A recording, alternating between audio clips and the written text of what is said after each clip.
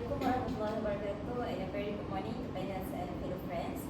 My name is Haziqah Nurhikmah Binti Marzuki, and today I will be presenting my final year project titled Deconvoluting Rate Limiting Processes in Proton Conducting Fuel Cells via Distribution of Relaxation Time Enhanced Electrical Chemical Impedance Spectroscopy of LSCF-CZ1 LSCF significant cells. This project sits at the intersection of electrochemistry and material characterization, specifically using two impedance technique to fully understand how proton conducting fuel cell behave across a range of temperature. Here's how I walk you through the work. For the first one, I will go through the research background. For the second one, we are going to go through the problem statement and the objective.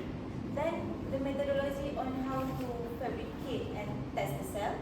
And also we are going to go through the results and discussion, which is the bulk of the work. And finally, we are going to go through the conclusion and the recommendation for future research. Why do we need PCFCs? Basically, solid oxide fuel cells SOFCs are efficient and only can run on on the highest temperature, which is 700 to 1000 degrees Celsius, which can cause the thermal stress, material degradation, and high cost. For the PCFC, proton conducting fuel cells, it can operate cooler, which is 400 to 800 degrees Celsius, which reduce the problem for the SOFC one and allows cheaper material with a longer life. So basically, lower temperature means cheaper material and less thermal fatigue. Means there are no much problem like SOFCs, and but proton conducting electrolytes also still face the challenges such as the stability in humid condition, water management, and compatibility between the electrolyte layers. LSCF, lanthanum, strontium, cobalt ferrite, is one of the most studied PCFC. It's special because of its ionic electronic conductivity, MIC. Means it conducts both electrons and oxygen well. About 200 Siemens per cm for the electronic conductivity and 0.2 Siemens per cm for the ionic conductivity. Recent research have found that the polarization resistance for 650 degrees Celsius is at 43%.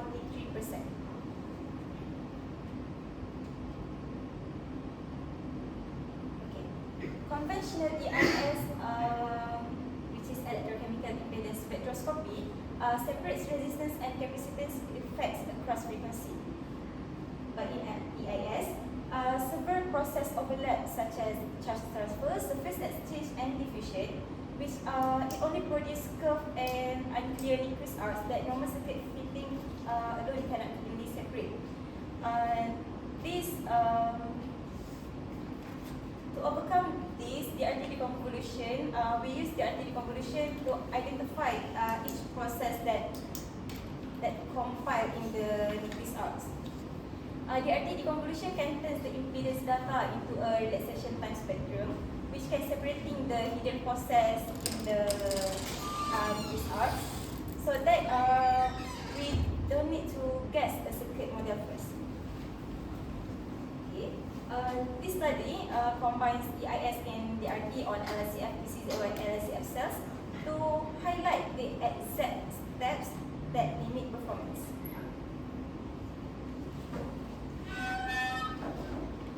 The problem this study addresses is that the interest in PCFCs is still growing, but still not fully understood. For the first one, overlapping impedance features, which normal EIS only give curved Nyquist arcs that hide the individual process, making it hard to find exactly what the electrochemical process is and the performance. And the second one, the difficulty explaining performance loss. Without clearly separating the process in the EIS, it is so hard to explain why and where the symmetrical cell loses its performance. And for the third one,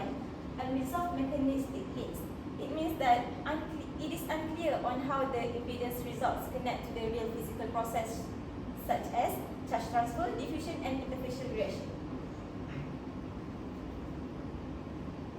So this gap basically justifies the need of DRT to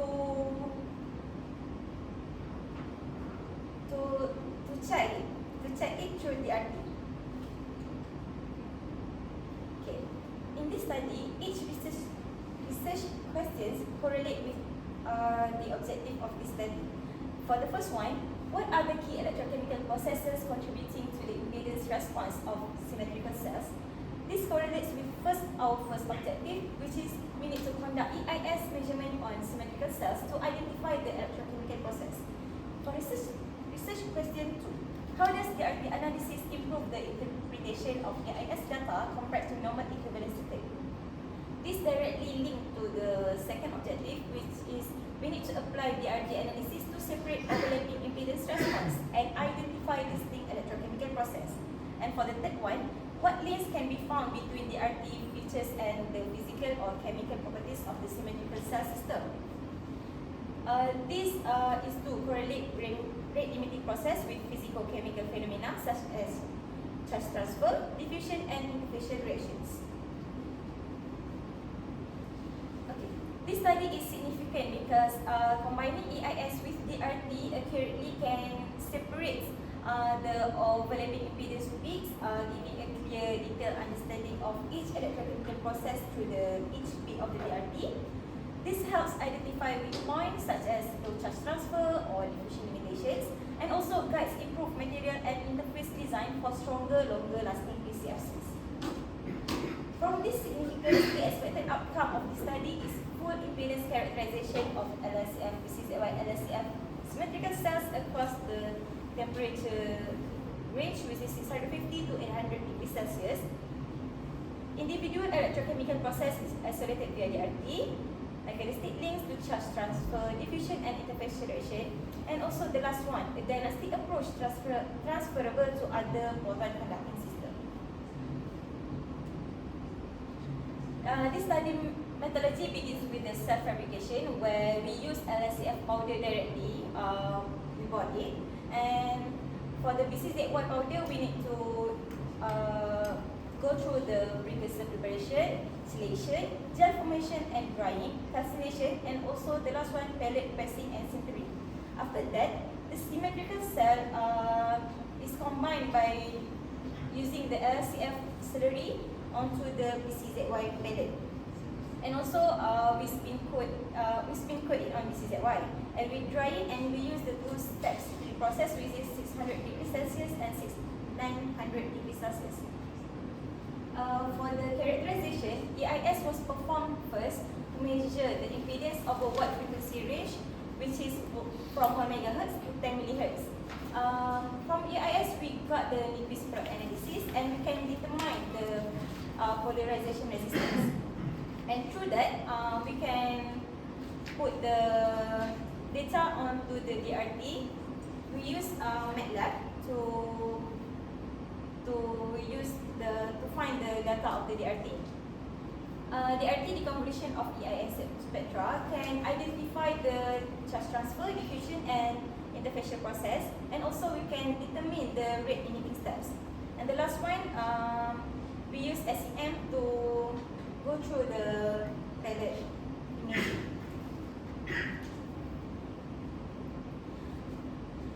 Before CNLS and DRT analysis, we use chromochronic validation of impedance data to check the data was linear, partial, and stable over time, which validates the impedance spectra for further analysis. We can see here that at the 650 degrees Celsius, which is the best compliance between plus minus 0.6 to 0.8%. And for the 800 degrees Celsius, it has the largest low frequency drift, which is at negative 4.8%.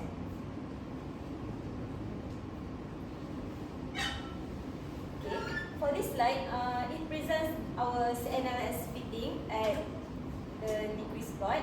We have at 800 degrees Celsius, 750 degrees Celsius, 700 degrees Celsius, and 650 degrees Celsius. But we are going to only explain it generally by this level. In each graph, we have high frequency region, which show the charge transfer, which is electrolyte interface, and the ohmic resistance is shown through BCZY. And for the medium frequency region, oxygen surface exchange kinetic on LSCF, such as adsorption, dissociation, and incorporation. And for the low frequency region, what happened at low frequency region, the electrochemical process is the gas phase diffusion and also have the bulk oxygen transport in porous electrons. For the ohmic resistance RS, we can see here at this one. This is the RS, the intercept. Okay, it shows the electrolyte production. For the polarization resistance RP, it is the total electrolyte polarization resistance which combine the HF, MF, and LF. And for the last one, the LS, it is inductive tail, which is the straight inductance from the measurement leads and testing.